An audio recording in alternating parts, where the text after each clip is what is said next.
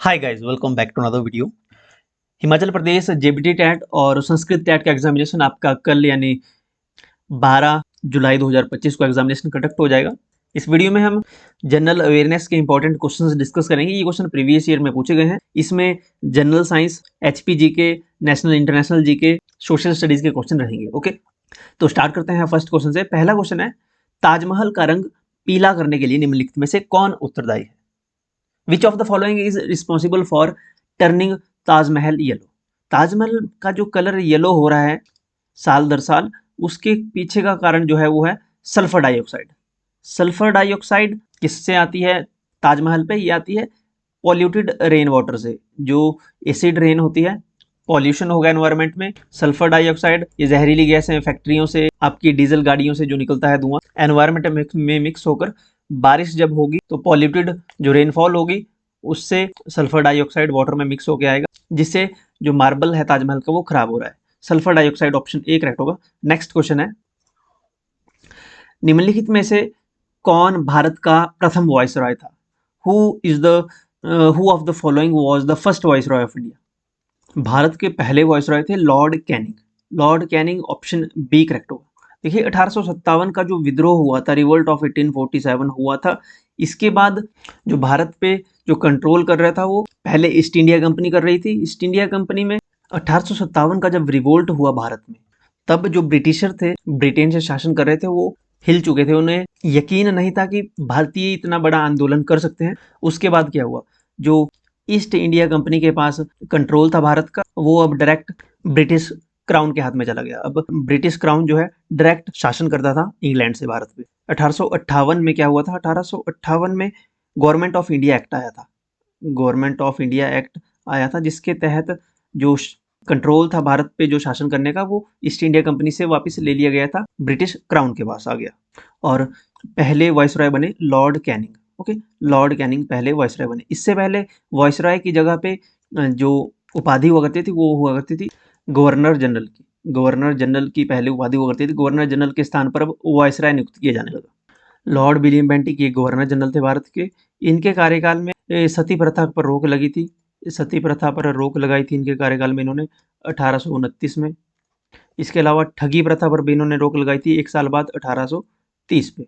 Lord Mountbatten, Lord Mountbatten Bharat के अंतिम viceroy थे, लास्ट वाइसरॉय ऑफ इंडिया थे लॉर्ड माउंटबेटन। ओके, इन्हीं के ही टेन्योर में, इन्हीं के ही कार्यकाल में भारत का विभाजन हुआ था। भारत विभाजन लॉर्ड माउंटबेटन के कार्यकाल में हुआ था। नेक्स्ट क्वेश्चन है, स्वामी विवेकानंद जी का वास्तविक नाम क्या था? What was real name of Swami Vivekananda? Swami Vivekananda का रियल नाम था Narendra Nath Datta. Option C correct होगा, नरेंद्र नाथ दत्त। स्वामी विवेकानंद ने 1897 में 1897 में रामकृष्ण मिशन की स्थापना की थी। रामकृष्ण मिशन की स्थापना 1897 में की थी। इनका जन्म दिवस आता है 12 जनवरी को। 12 जनवरी को इनके जन्म दिवस के उपलक्ष्य पर राष्ट्रीय युवा दिवस, नेशनल यूथ डे मनाया जाता है, national youth day. Next question है, भारत का ग्रैंड ओल्ड मैन किसे कहा जाता है? Who is known as grand old man of India? Dadabhai Naoroji. Dadabhai Naoroji को grand old man of India कहा जाता है। ऑप्शन डी करेक्ट होगा।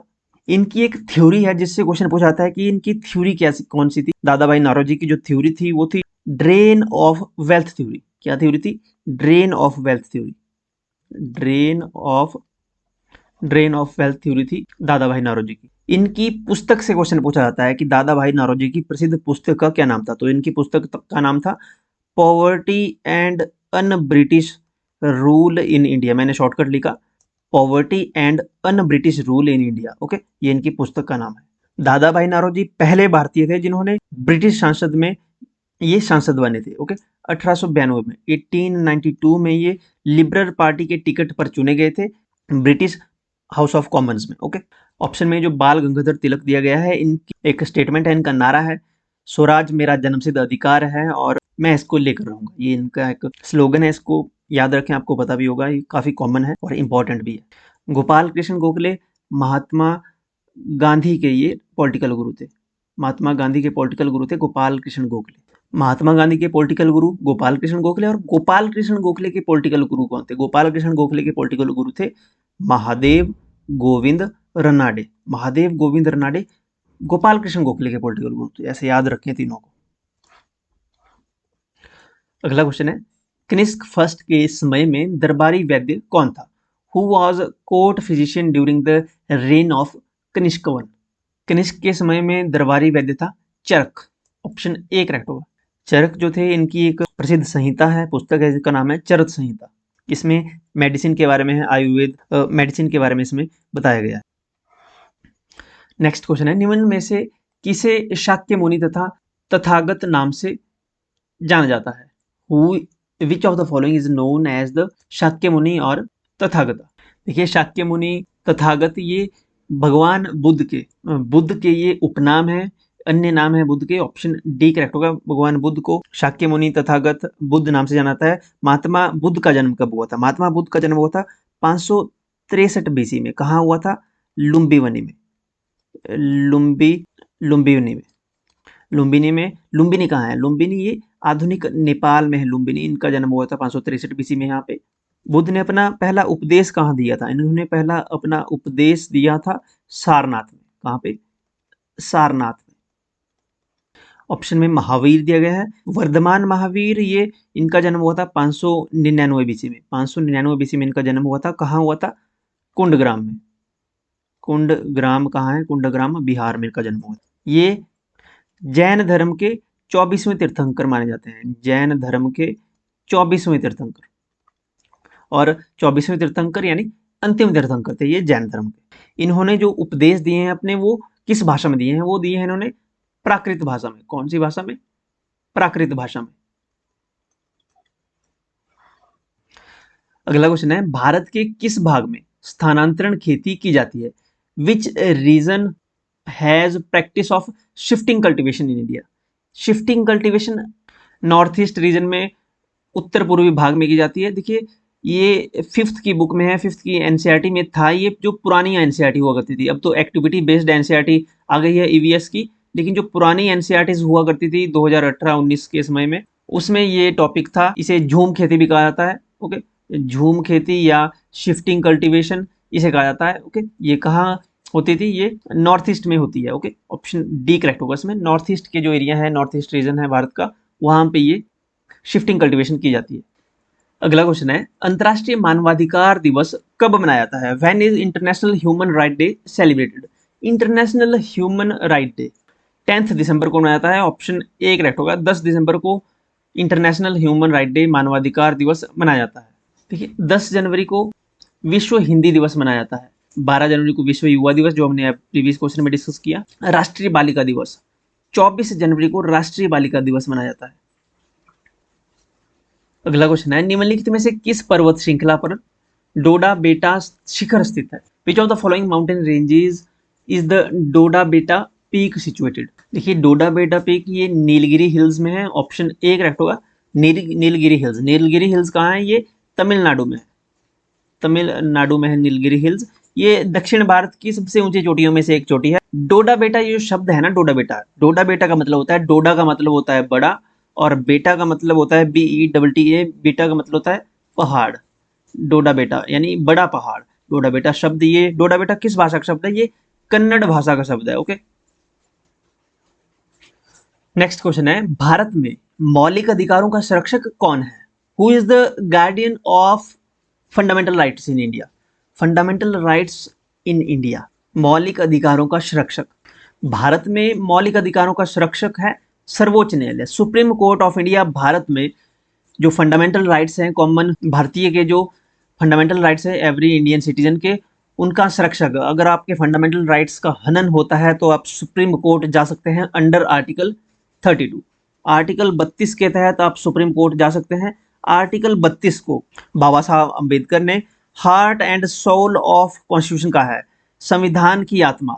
आर्टिकल 32 को क्या कहा है? संविधान की आत्मा। संविधान की आत्मा कहा है आर्टिकल 32 को, क्योंकि आर्टिकल 32 के तहत अगर आपके फंडामेंटल राइट्स का हनन होता है, फंडामेंटल राइट्स आपके वायलेट होते हैं, तो आप डायरेक्ट सुप्रीम कोर्ट जा सकते हैं अंडर आर्टिकल 32। और इसके साथ ही हाई कोर्ट्स भी भारत के नागरिकों के जो फंडामेंटल राइट्स हैं इनकी रक्षा करते हैं। हाई कोर्ट जो आपके स्टेट में हाई कोर्ट है, जैसे हाई कोर्ट में आप आर्टिकल 226 आर्टिकल 226 के तहत आप हाई कोर्ट जा सकते हैं अपने फंडामेंटल राइट्स की रक्षा के लिए, और सुप्रीम कोर्ट आर्टिकल 32 के लिए। इन दोनों आर्टिकल्स को याद रखें, इंपॉर्टेंट है दोनों। अगला क्वेश्चन है, भारत की सबसे ऊंची मूर्ति है, highest statue in India is, Harmandir Sahib कोई स्टैच्यू नहीं है। हरमिंदर साहब किसका नाम है? हरमिंदर साहिब ये गोल्डन टेम्पल का नाम है। गोल्डन टेम्पल जो अमृतसर में है उसका नाम है, गोल्डन टेम्पल का नाम है हरमिंदर साहिब। सबसे ऊंची मूर्ति है स्टैच्यू ऑफ यूनिटी भारत में, ऑप्शन सी करेक्ट होगा। स्टैच्यू ऑफ यूनिटी ये सरदार वल्लभ भाई पटेल, सरदार वल्लभ भाई पटेल की ये मूर्ति है स्टैच्यू ऑफ यूनिटी। ये कहाँ पे है? ये गुजरात में बनाई गई है। किस नदी के किनारे? नर्मदा नदी के किनारे, नर्मदा जिला में सरदार सरोवर बांध के पास। इसकी हाइट कितनी है इस मूर्ति की? इस मूर्ति की हाइट है 182 मीटर। 182 मीटर में है। अगर फीट में पूछी जाए तो फीट में है ये 597 फीट, 597 ये फीट में है। ये भारत की भी सबसे ऊंची मूर्ति है और ये विश्व की भी सबसे ऊंची मूर्ति है।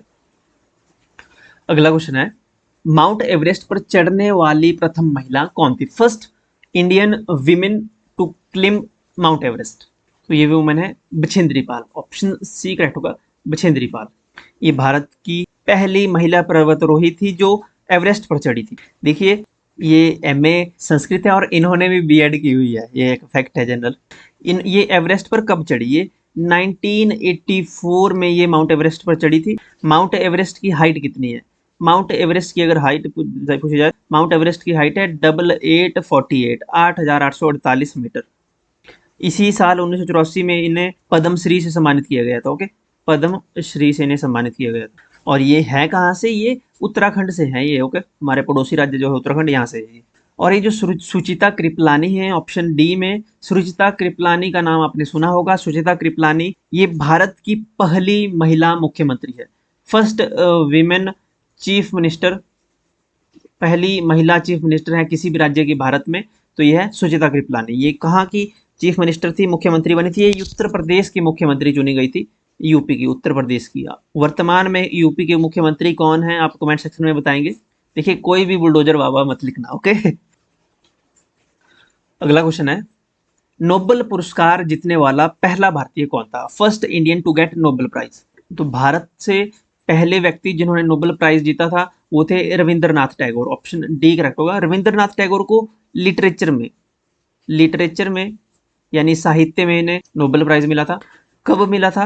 1913 में मिला था। 1913 में इन्हें नोबेल प्राइज मिला था। नोबेल प्राइज 1913 में मिला था। और किस रचना के लिए मिला था? जो इनकी रचना थी उस रचना का नाम था गीतांजलि। गीतांजलि के लिए इन्हें नोबेल प्राइज से सम्मानित किया गया था। ये भारतीय होने के साथ साथ ये एशिया के भी पहले व्यक्ति बन गए थे जिन्हें नोबेल प्राइज मिला था। ओके, रविंद्रनाथ टैगोर को गुरुदेव नाम से जाना जाता है। उनका निक नेम जो है, जैसे महात्मा गांधी का महात्मा कहा जाता है ना निक नेम, वैसे इनका गुरुदेव था निक नेम। ओके, गुरुदेव के नाम से भी इन्हें जाना जाता है, निक नेम इनका गुरुदेव है। अगला क्वेश्चन एचपीजीके से है। क्वेश्चन है, 1897 में क्रांतिकारियों के क्रोध से बचने के लिए अंग्रेजों ने शिमला से भागकर कहाँ शरण ली थी? देखिए 1857 का जो विद्रोह हुआ था पूरे नेशनल लेवल पे, पूरे उत्तर भारत में ये जो 1857 का विद्रोह ये शुरू हो चुका था। लेकिन इसमें प्रॉब्लम ये थी कि अलग अलग टाइम पे ये हो रहा था। जैसे उत्तर प्रदेश के अलग क्षेत्रों में अलग टाइम से, हिमाचल में थोड़े अलग टाइम पे हो रहा था, यानी इसमें कुछ दिनों और कुछ महीनों का फर्क था। ये एक साथ पूरे देश में नहीं हुआ। अगर ये एक साथ हुआ होता तो इसका रिजल्ट कुछ और होता। हालांकि यहाँ पे क्वेश्चन पूछा गया था जब हिमाचल प्रदेश में ये 1857 का विद्रोह क्रांतिकारियों ने किया तो उससे बचने के लिए जो अंग्रेज थे वो कहाँ भागे? तो ये कोठी और जुंगा में भागे थे। ये क्षेत्र है कोठी और जुंगा, यहाँ पे भागे थे ये। ओके, भागकर इन्होंने अपनी जान बचाई थी, शरण ली थी इन्होंने। ऑप्शन ए और डी करेक्ट होगा, कोठी और जुंगा। देखिए जो हिमाचल प्रदेश में या कहीं भी जो रजवाड़े थे, ओके, राजा लोग थे जो जिनके अपने छोटे छोटे एरियाज हुआ करते, रियासतें हुआ करती थी जिनकी, वो क्या करते थे? वो अंग्रेजों का साथ देते थे, इनकी वो हेल्प करते थे, क्योंकि इनको भी पता था कि अगर अंग्रेज जाएंगे तो यहाँ पे लोकतंत्र आएगा और इनके राज्य छिन जाएंगे। तो जब हिमाचल प्रदेश में आज़ादी से कुछ समय पहले जब प्रजामंडल गठित हो रहे थे, तो ये राजा रजवाड़े जो थे छोटे छोटे रियासतों के, ये प्रजामंडल का बहिष्कार कर रहे थे, इनका विरोध कर रहे थे। जो प्रजामंडल के जो नेता थे, जो इनको चला रहे थे, उनको भी जेल में डाल रहे थे, इनको भी काफी प्रताड़ित कर रहे थे। तो ये इसके विरोध में थे और ये अंग्रेजों की पूरी पूरी मदद करते थे। ओके, तो ये भागकर कोठी और जुंगा क्षेत्रों में ये इन्होंने अपनी जान बचाई थी, जो अंग्रेज थे यहाँ पे। ओके, अगला क्वेश्चन है, हिमाचल प्रदेश केंद्र शासित प्रदेश बना। Himachal Pradesh become union territory on, ये 1 नवंबर 1956 को हिमाचल प्रदेश केंद्र शासित प्रदेश बन गया था। ओके, केंद्र के पास कंट्रोल आ गया था हिमाचल प्रदेश का। ऑप्शन ए करेक्ट होगा, 1 नवंबर 1956। 1 नवंबर 1956 से 2 साल पहले, 2 साल अगर आप पीछे चले जाएं 1954 में, तो 1954 में क्या हुआ था? 1954 में हिमाचल प्रदेश का 5वां जिला बना था। कौन सा जिला था ये हमारा डिस्ट्रिक्ट बिलासपुर था, जो 1954 में बना था। इससे पहले हिमाचल प्रदेश के 4 जिले थे, जो 1948 में बन गए थे। 1948 से 1954 तक केवल 4 जिले थे, 5वां जिला बना बिलासपुर। 4 जिले कौन कौन से थे? मैंने कई बार बताया आपको। पहला था महासू, मंडी, चंबा और सिरमौर। ये 4 जिले थे शुरुआत में। 5वां जिला बना हमारा बिलासपुर। इसके बाद 6 साल बाद 1960 में 6वां जिला बना हमारा डिस्ट्रिक्ट किन्नौर। डिस्ट्रिक्ट किन्नौर 6वां जिला बना 1960 में। इसके 6 साल बाद 1966 में फिर विशाल हिमाचल का निर्माण हुआ। पंजाब के कुछ क्षेत्र जो हिल एरिया थे, पंजाब में थे, उनको हिमाचल में मिलाया गया। जैसे कि डिस्ट्रिक्ट कुल्लू 1966 में आया हिमाचल के क्षेत्र में, लाहौल स्पीति 1966 में आया, कांगड़ा 1966 में बना, शिमला का कुछ एरिया ये जो कि पहले पंजाब के अंतर्गत आता था, ये 1966 में आया। 1966 के बाद 6 सालों बाद 1972 में फिर से हिमाचल प्रदेश का पुनर्गठन हुआ। हिमाचल प्रदेश के जो बड़े जिले थे, जैसे कांगड़ा था, कांगड़ा से टूटकर ऊना बना, हमीरपुर बना, 2 जिले अलग से बने कांगड़ा से टूटकर। और महासू से टूटकर कौन कौन से जिले बने? महासू से टूटकर शिमला अलग कर दिया गया, शिमला और सोलन अलग कर दिया गया। ऐसे ये टोटल बनकर 1972 में टोटल हिमाचल प्रदेश के 12 जिले गठित हुए। ओके, तब से लेकर आज तक हिमाचल प्रदेश के 12 ही जिले हैं। अगला क्वेश्चन है, भारतीय सेना की सेना प्रशिक्षण कमान का मुख्यालय भारत में कहाँ स्थित है? Where is the headquarter of the Indian Army Training Command located in India? Indian Army Training Command का जो हेडक्वार्टर है वो कहाँ स्थित है? ये शिमला में है। ऑप्शन बी करेक्ट होगा, शिमला। नेक्स्ट क्वेश्चन है, ग्रैमी पुरस्कार किस क्षेत्र में दिया जाता है? Grammy award is given in which field? Grammy award music की फील्ड में दिया जाता है। ऑप्शन बी करेक्ट होगा, म्यूजिक की फील्ड में दिया जाता है ग्रैमी अवार्ड। ग्रैमी अवार्ड्स देने की शुरुआत कब हुई? ग्रैमी अवार्ड सर्वप्रथम दिए गए 1959 को, 1959 को पहली बार ग्रैमी अवार्ड्स दिए गए थे। ओके, म्यूजिक में दिए जाते हैं, तो मैंने ऊपर लिख दिया, लेकिन ये म्यूजिक में दिए जाते हैं। ओके, 1959 में इसकी शुरुआत हुई थी। अगला क्वेश्चन है, उजग जामा हिमाचल प्रदेश के किस जिले का पारंपरिक लोक नृत्य है? Ujag Jama is a traditional folk dance of which district? Ujag Jama district Kullu का लोक नृत्य है, फोक डांस है ये कुल्लू का। ऑप्शन सी करेक्ट होगा, उजग जामा कुल्लू का लोक नृत्य है। इसके अलावा कुल्लू का एक नृत्य है कथड़ी, कथड़ी लोक नृत्य, खड़ियातर लोक नृत्य, कथड़ी, खड़ियातर, उजग जामा, लालहड़ी लोक नृत्य, ये कुल्लू के इंपॉर्टेंट लोक नृत्य है। किन्नौर सिरमौर का है एक झूरी लोक नृत्य, झूरी नृत्य। झूरी नृत्य सिरमौर का लोक नृत्य है, ये स्त्री नृत्य है, इसको महिलाएं करती है झूरी नृत्य को। वर्ड से ही आपको पता लग रहा है झूरी एक फीमेल वर्ड है। ओके, यानी स्त्रीलिंग है, तो स्त्री नृत्य है ये झूरी नृत्य। ओके, किन्नौर के हमने डिस्कस किए हैं कई बार, क्यांग, बेख्यांग, ब्यांगचू, राक्षस नृत्य, शेर नृत्य। किन्नौर और लाहौल स्पीति के जो नृत्य हैं वो सेम है। कुछ नृत्य ऐसे हैं जो कॉमन है लाहौल स्पीति और, जैसे स्पीति, लाहौल और किन्नौर में ये मनाए जाते हैं। ओके, क्योंकि यहाँ लाहौल स्पीति और किन्नौर का कल्चर सिमिलर है, काफी मिलता जुलता है। अगला क्वेश्चन है, कुलुत देश की कहानी पुस्तक किसने लिखी है? Who has written the book Kulut Desh Ki कहानी? कुलुत देश की कहानी ये पुस्तक है लालचंद प्रार्थी की। ऑप्शन बी करेक्ट होगा। नेक्स्ट क्वेश्चन है, ओजोन परत इनमें से किस में होती है? In which of the following is ozone layer? Ozone layer होती है स्ट्रेटोस्फियर में, यानी समताप मंडल में ओजोन लेयर पाई जाती है। ऑप्शन बी करेक्ट होगा, ओजोन लेयर। अगला क्वेश्चन है, संविधान सभा में उद्देश्य प्रस्ताव किस ने पेश किया था? Who introduce the objective resolution in the constitute assembly? Constitute assembly में संविधान सभा में उद्देश्य प्रस्ताव पंडित जवाहरलाल नेहरू ने पारित किया था। ऑप्शन होगा करेक्ट यहाँ पे बी। संविधान सभा का पहला सेशन कब हुआ था? संविधान सभा का पहला सेशन हुआ था 9 दिसंबर 1946 को। संविधान सभा द्वारा संविधान बनाया गया, संविधान लिखा गया 26 नवंबर 1949 को 26 नवंबर 1949 को कॉन्स्टिट्यूशन फॉर्मली अडॉप्ट कर दिया गया था। और 26 जनवरी 1950 को इसके 3 महीने बाद दिसंबर और जनवरी लगभग 2 महीनों के बाद 26 जनवरी को संविधान को लागू कर दिया गया था। 26 जनवरी 1950 को रिपब्लिक डे मनाया जाता है। संविधान सभा में ड्राफ्टिंग कमेटी जो थी उसके चेयरमैन कौन थे? ड्राफ्टिंग कमेटी के चेयरमैन थे भीमराव अंबेडकर। भीमराव अंबेडकर को आर्किटेक्ट ऑफ इंडियन कॉन्स्टिट्यूशन कहा जाता है। क्या कहा जाता है? आर्किटेक्ट ऑफ इंडियन कॉन्स्टिट्यूशन, यानी भारतीय संविधान का शिल्पकार, निर्माता। भारतीय संविधान का निर्माता, भारतीय संविधान का शिल्पकार भीमराव अंबेडकर को कहा जाता है। अगला क्वेश्चन है, पंडित रविशंकर कौन सा वाद्य यंत्र बजाते थे? Which instrument does Pandit Ravi Shankar play? Pandit Ravi Shankar जो थे ये सितार बजाते थे, सितार वादन। ऑप्शन बी करेक्ट होगा, सितार बजाते थे ये पंडित रविशंकर। अगला क्वेश्चन है, हिमाचल प्रदेश में सुकेत सत्याग्रह कब हुआ था? सुकेत सत्याग्रह हिमाचल प्रदेश में 1948 में हुआ था, फरवरी 1948 में। ऑप्शन डी करेक्ट होगा, फरवरी 1948 में सुकेत सत्याग्रह हुआ था। इस सत्याग्रह का नेतृत्व किसने किया था? इस सत्याग्रह का नेतृत्व किया था पंडित पद्मदेव के द्वारा। पंडित पद्मदेव द्वारा इस सत्याग्रह का नेतृत्व किया गया था। नेक्स्ट क्वेश्चन है, लेडी ऑफ केलोंग क्या है? What is lady of Kelong? Lady of Kelong एक ग्लेशियर है, ग्लेशियर का नाम है लेडी ऑफ केलोंग। ये कहाँ पे है ग्लेशियर? लेडी ऑफ केलोंग बोल रहे हैं तो ये केलोंग में है। ओके, अब केलोंग में इसका नाम आ गया, इसका मतलब ये केलोंग में ग्लेशियर नहीं है। ये ग्लेशियर है जिसकी हाइट 6061 मीटर है। इसको केलांग से देखा जा सकता है, ये केलांग से आराम से आपको दिखाई देगा। इसका नाम रखा था एक अंग्रेज महिला थी, लेडी एल्शिंडे उसका नाम था। लेडी एल्शिंडे द्वारा इसका नाम रखा गया था लेडी ऑफ केलोंग। ये भागा घाटी के ग्लेशियर है।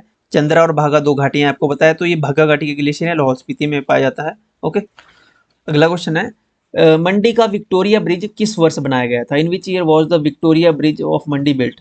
मंडी का विक्टोरिया ब्रिज 1877 में बनाया गया था। ऑप्शन ए करेक्ट होगा, 1877 ईस्वी में विक्टोरिया ब्रिज मंडी में बनाया गया।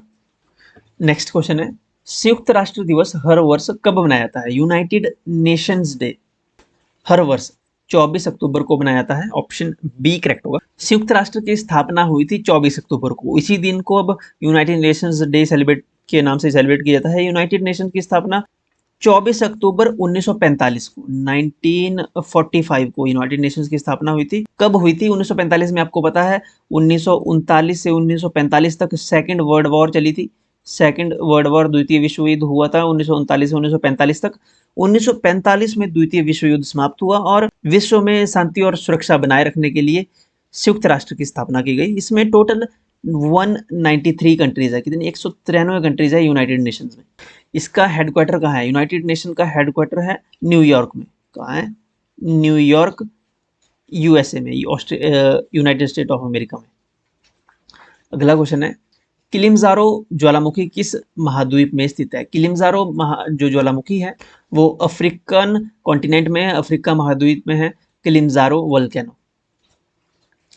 अगला क्वेश्चन है, बिजली के बल्ब में कौन सी गैस इस्तेमाल की जाती है? बिजली के बल्ब, हालांकि आजकल तो एलईडी आ चुके हैं, उसमें कोई भी गैस भरने की जरूरत नहीं होती है। उसमें वो प्लास्टिक के होते हैं, उनको आप आराम से खोल सकते हो, उनके अंदर कोई भी गैस नहीं होती है। जो एलईडी के आजकल चले हुए हैं, लेकिन जो पहले बिजली के बल्ब हुआ करते थे उनमें या तो नाइट्रोजन गैस होती थी या कोई अक्रिय गैस होती थी, जैसे इनर्ट गैस उसे कहते हैं। ओके, तो ऑप्शन ए और डी इसमें दोनों करेक्ट हैं। और जो ये पीवाईक्यू के क्वेश्चन में इसमें दोनों ही ऑप्शन करेक्ट दिए गए थे। नाइट्रोजन और इनर्ट गैसेज में से दोनों ही ऑप्शन ही करेक्ट हो सकते हैं। अगला क्वेश्चन है, बिग बियर एक उदाहरण है। Big Bear is example of, Big Bear is an example of, Big Bear उदाहरण है नक्षत्र मंडल का। ऑप्शन सी करेक्ट है, नक्षत्र मंडल का एक उदाहरण है बिग बियर। अगला क्वेश्चन है, व्हाट इज फेमा? फेमा क्या है? फेमा की फुल फॉर्म यहाँ पे पूछी है। फेमा है foreign exchange management act, foreign exchange management act है फेमा, ऑप्शन सी करेक्ट होगा। और लास्ट क्वेश्चन आज का, रोम नगर किस नदी के किनारे बसा है? Rome is situated on the bank of which river? Rome जो है, रोम शहर जो है ये टाइबर नदी के किनारे बसा है, टाइबर रिवर के बैंक पर है ये, ऑप्शन डी करेक्ट होगा, Tiber bank. Okay, so that's it. जिनका भी जेबीटी का टैट है और शास्त्री एग्जामिनेशन है, शास्त्री टैट का एग्जामिनेशन है, आप सभी को ऑल द बेस्ट। आराम से अपना एग्जामिनेशन दीजिएगा। जिन भी कैंडिडेट्स का एग्जामिनेशन है वो हमें एक बार इंस्टाग्राम पे मैसेज जरूर कीजिएगा, एक बार हमें डीएम कर लीजिएगा, हम आपसे कांटेक्ट करेंगे। ओके, एग्जामिनेशन से पहले एक बार हमें मैसेज जरूर कीजिएगा इंस्टाग्राम पे। अगर आप इंस्टाग्राम यूज़ नहीं करते हैं तो टेलीग्राम पे आप मैसेज कर सकते हैं। व्हाट्सअप चैनल पे मैसेज करने की का जो ऑप्शन है वो नहीं होता है, तो यहाँ पे आप मैसेज नहीं कर सकते। हालांकि आप इन तीनों प्लेटफॉर्म्स को ज्वाइन जरूर कर लीजिएगा, इनके लिंक आपको पता है वीडियो के डिस्क्रिप्शन में मिल जाएंगे और फर्स्ट कमेंट में मिल जाएंगे, तो यहाँ पे आप हमें फॉलो कर सकते हो। चैनल को सब्सक्राइब कर लीजिएगा इन केस आपने सब्सक्राइब अगर नहीं किया है। देखिए 50% कैंडिडेट ऐसे होते हैं, 50% व्यूअर्स हमारे ऐसे हैं जो जिन्होंने सब्सक्राइब नहीं किया है। ओके, तो अगर आप वीडियोस देख रहे हो तो सब्सक्राइब कर लो और कमेंट सेक्शन में अपना फीडबैक लिख सकते हो, वीडियो कैसी लगी आपको, एंड वीडियो को लाइक जरूर कीजिएगा। Okay, thank you so much.